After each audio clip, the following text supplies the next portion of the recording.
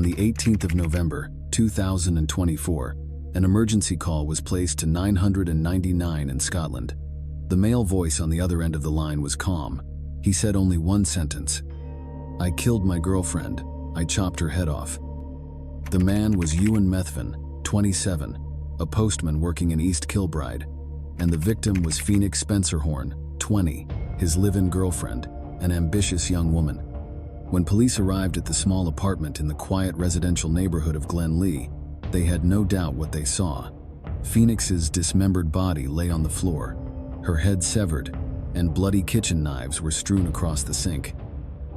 The gruesome crime shocked Scotland, but what haunted the public most was not the manner of Phoenix's murder, but the way Methven spent the next 2 days with her body, impersonating her online, watching pornography, and then calling the police. A case of cold-blooded crime, mental isolation, control, and chilling indifference. Phoenix Spencerhorn, the victim of this case, was born in East Kilbride, Scotland, a quiet town near Glasgow. She grew up in a close-knit family, raised by her mother and grandparents, and from a young age was an intelligent, independent girl with big dreams in life. People around her often described Phoenix as warm-hearted, active, helpful, and very responsible. After graduating from high school, Phoenix did not attend university but chose to work to support her family. She took a part-time job as a waitress at a cafe and hotel in the nearby town of Strathaven. Although the work was hard, she always appeared with a smile on her face and was well liked by her colleagues and customers. At the time of her murder, Phoenix was still living with her boyfriend in a small apartment in the Glenlee area of East Kilbride. Phoenix first met Ewan Methven at a family gathering around 2022 when she was around 18-19 years old. Methven was 6-7 years older than her and was a postal worker for the Royal Mail. Initially, Ewan appeared to be mature, thoughtful, and caring. The two began a close friendship that developed into a romantic relationship. When she was in a relationship, Phoenix trusted Ewan. Although some close friends were concerned about her boyfriend's controlling nature, she tried to maintain the relationship, thinking she could help him become more positive. The two lived together in an apartment in Glenlee for several months before the incident. During their time together, Phoenix's friends noticed that she began to communicate less and gradually distanced herself from her family and close friends. Methven showed signs of jealousy and control, and was especially angry when Phoenix worked the night shift and interacted with the opposite sex. However, Phoenix tried to protect the relationship, sharing with relatives that she was trying to help him through the crisis. On the evening of the 16th of November, 2024, Phoenix texted her mother that she was having dinner at home with Ewan. On the morning of the 17th of November, 2024, at approximately 8:12 a.m., Phoenix's mother, still unaware that her daughter had been murdered the night before, received a text message from Phoenix's phone number. The message was written in a strange tone. Unlike the way Phoenix usually texted his mother, "He is not up yet. I'll get her to text you when she is X." That was the first message, but it wasn't from Phoenix. In fact, it was sent by Ewan Methven, the man who had just committed the grisly crime, sitting in the apartment where Phoenix's body had been dismembered and hidden in a trash bag. Shortly after, another message was sent, this time impersonating Phoenix directly. "Hey, sorry, I've just woken up," accompanied by 3 X's, often used to symbolize a kiss on the cheek or to show affection. A small detail, but enough to temporarily reassure relatives. A few hours later, the last message was sent with the simple content, "All good." 3 lines of text messages, seemingly harmless, were actually a cover for a cruel crime with a chilling calm. While the family believed that Phoenix was still alive. On the morning of the 18th of November, 2024, the small cafe in the town of Strathaven was as busy as usual, but something unusual quickly caught the attention of her colleagues. Phoenix did not show up for work. She was a punctual person, always proactive in letting them know if she had something to do. But that day, there was no text, no call, no message. Her manager tried to contact her several times but got no response. Meanwhile, Phoenix's mother, who had been receiving strange messages since the day before, began to feel really uneasy. She sent more messages that morning, but this time, there was no response. The message showed, "Sent, but not read." Phoenix's phone kept ringing, but no one answered. A vague worry began to take on the appearance of a mother's intuition. Something terrible had happened. On the afternoon of the 18th of November, 2024, after more than 36 hours of living with his girlfriend's body in his apartment, Ewan Methven finally picked up the phone and called 999. His voice was eerily calm, without any shaking or panic. In the recorded call, Methven admitted directly, "I killed my girlfriend. I chopped off her head." When the operator asked why, Methven said he fell into a psychotic episode caused by cocaine, alcohol, and steroids, leading to him losing control and committing the crime. He also said that he had absolutely no memory of what he did, and now felt very remorseful.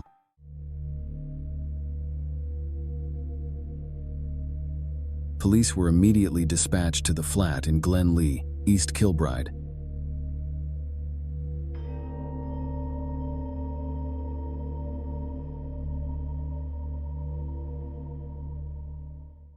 Upon entering, they were confronted with a gruesome crime scene: the dismembered body of Phoenix Spencer, Horn, with his head severed and placed next to his body. In the kitchen sink, police recovered 3 blood-stained knives, which were identified as the murder weapon. Methven's fingerprints were on the handle and the blade. Other areas of the flat, the sofa, the floor, the wall, had crude bloodstains, indicating that Methven had tried to erase the marks but had given up halfway. There were no signs of forced entry, no strange objects, confirming that the killer was the person living in the house, no one else.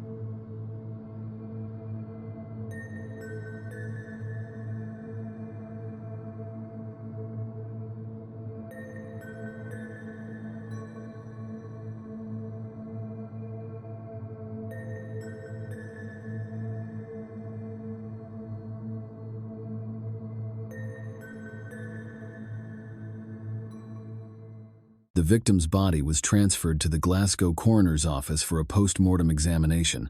The post-mortem report stated, Phoenix died from acute hemorrhagic shock, with 21 stab wounds concentrated in the chest, abdomen, and neck. There were clear signs of strangulation on the victim's neck, possibly by a hand or a soft object, such as a towel, leading to asphyxiation before being stabbed. The head was chopped off with a sharp knife, cut almost completely, indicating that the perpetrator had great strength and did not act in panic. There were no signs of sexual assault. No poison or anesthetic was detected in the victim's blood. Phoenix's body showed no old injuries, no bruises caused many days ago, proving that she had not been physically abused before her death. However, forensic doctors said this was one of the most brutal and cold-blooded dismemberment cases seen in the Lanarkshire area for many years. Immediately after being arrested at his Glen Lee flat on the afternoon of the 18th of November 2024, Ewan Methven was taken to the East Kilbride police station for questioning. During the interrogation, he did not appear panicked or deny his guilt, but remained calm and cooperative enough, but avoided many important details. At the beginning of the interrogation, Methven admitted that he was the one who killed Phoenix Spencer Horn, his live-in girlfriend. However, he immediately justified his actions with the reason, "I was no longer in control of myself. I was psychotic because of steroids, cocaine, and alcohol."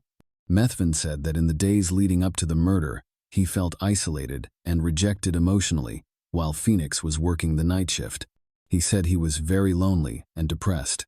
When asked why he had dismembered the victim, he remained silent for a long time, then said, "I don't remember, I was completely numb. I just knew I did it, and sat there and watched." Police said that Methven did not cry during his testimony, nor did he show any obvious remorse. Police described Methven as cold, emotionally controlled, and seemingly calculating.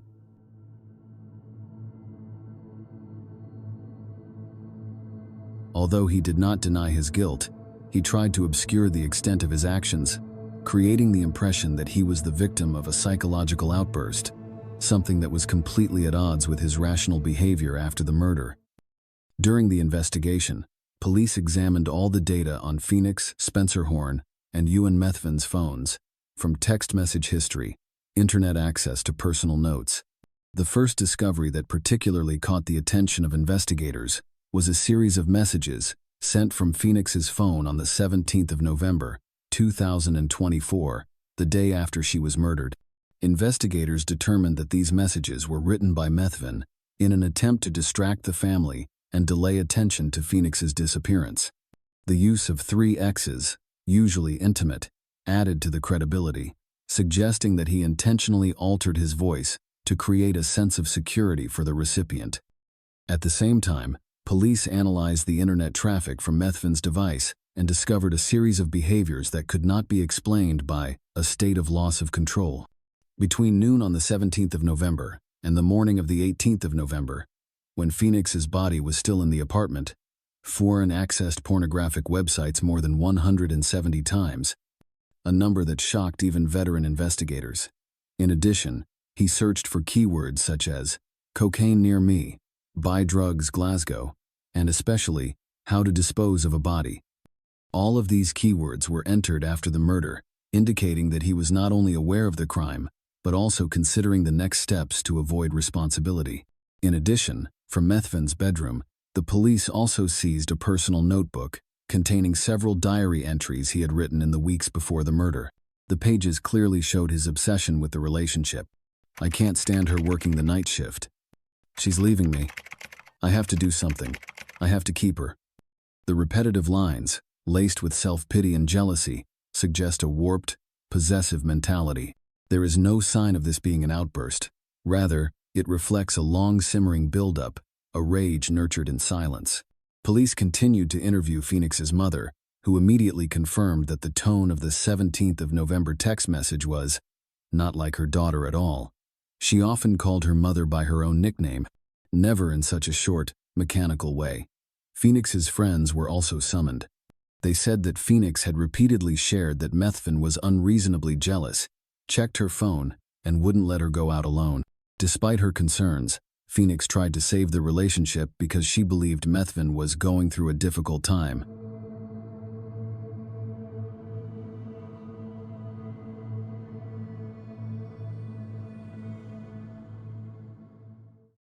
A colleague of Methvin's also provided a crucial detail. On the evening of the 16th of November, the night of the murder, Methvin texted him saying, "I really don't know what I'm going to do. My mind is all over the place."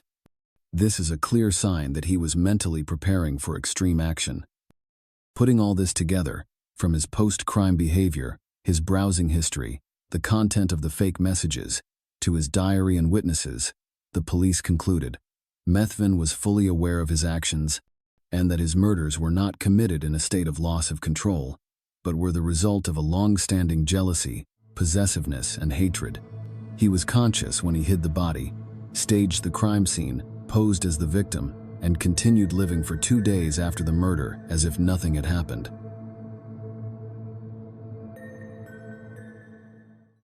On the 17th of June, 2025, Ewan Methvin appeared before the Glasgow High Court, facing charges of first-degree murder and indecency with a deceased person.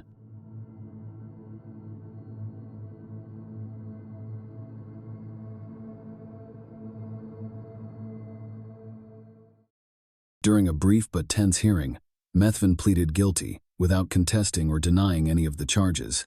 He stood in the dock, his head bowed in silence. The defense attorney offered no mitigating arguments, nor did he raise the issue of insanity, a move that implicitly confirmed that there was no legal justification for the defendant's actions. The prosecution presented the entire case in stark and chilling language. The prosecutor described Methvin as the personification of evil, a man who not only killed his girlfriend in the most brutal way possible, but was also able to live next to her body for 2 days, forge text messages, cover up the crime, and continue to live a normal life. The evidence presented to the jury included 3 bloody knives found in the sink with DNA from both the killer and the victim, internet traffic, more than 170 visits to porn sites, searches for cocaine and how to dispose of a body, fake text messages sent from the victim's phone after her death, a personal diary filled with jealous, possessive comments, and a clearly recorded phone call in which Methvin admitted it all in a voice that was frighteningly calm. The jury did not need much debate. Methvin did not contest any of the points, nor did he show any real remorse. which left the room in tense silence. A final sentencing hearing was set for the 14th of July, 2025. Methven is currently being held without bail in a high-security prison due to the seriousness of the case. Scottish legal experts say that given the premeditated nature of the crime, the cover-up, and the sustained indifference, Methven will almost certainly receive the maximum sentence allowed by Scottish law, which is life imprisonment without parole. After following the entire course of the Ewan Methven case, from the way he silently controlled Phoenix, the signs of simmering jealousy, to the brutal murder and the indifference after the crime, this is not just an isolated tragedy, but a serious and painfully realistic warning for all women in controlling relationships. If you are in a relationship or living with someone who constantly checks your phone, is unreasonably jealous, keeps you from going out, makes you feel guilty for having friends or a job, that is not love, it is control. And if you feel like you are suffering in the hope that they will change, the Phoenix case is a brutal reminder that sometimes you don't have the chance to change anything. Speak up, leave while you still can. Love is never about control, threats, or fear. And if you are a bystander who sees a woman around you in such a relationship, don't stay silent. A question, a small intervention, could be the only thing that saves a life.